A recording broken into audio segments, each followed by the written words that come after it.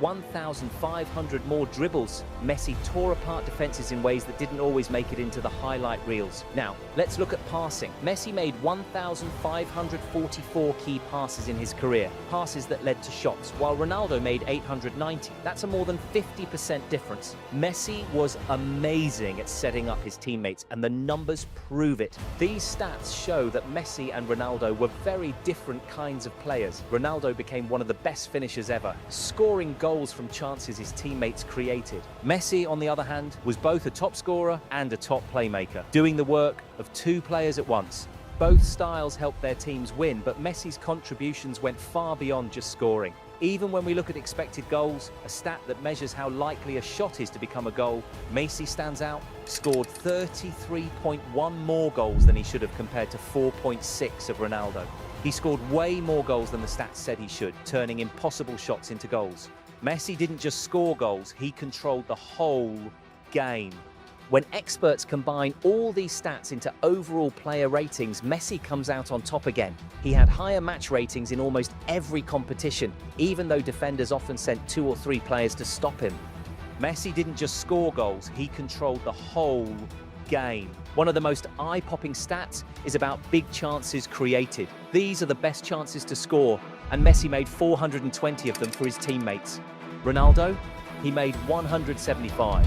That's a difference of 245. These are the kinds of chances that win games and trophies, and Messi created them at an incredible rate. Even in seasons when Messi focused more on scoring, he still created more chances than Ronaldo. For example, in 2011-12, Messi scored a record-breaking 50 league goals, but even then, he created 32 big chances for his teammates, more than Ronaldo ever did in a single season. Messi's ability to both score and create at the highest level is what makes him so special. Now imagine this, if you took away all the goals Messi and Ronaldo scored and only looked at their creative stats like dribbles, key passes and chances created, Messi would still be one of the best playmakers in football history. If you did the same for Ronaldo, his creative numbers wouldn't even put him among the best playmakers of his time. So what do these numbers tell us? The rivalry between Messi and Ronaldo wasn't really about who was better at the same things. They were both amazing, but in very different ways. Ronaldo was a fantastic goal scorer, but Messi was on another level. He could do it all. The rivalry might have been sold as a battle of equals, but the stats tell a different story. Do you remember the big games during El Clásicos and in the Champions League? This shows a clear winner, even though ads and TV tried to make it look like they were equals. Let's look at the numbers. Messi and Ronaldo played against each other 36 times.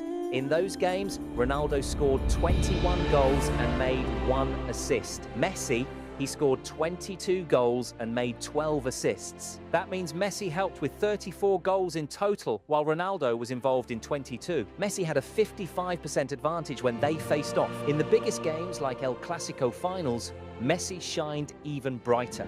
He scored 7 goals and made 2 assists, while Ronaldo scored 5 goals and didn't make any assists. When the pressure was highest, Messi's all-around play made a bigger difference.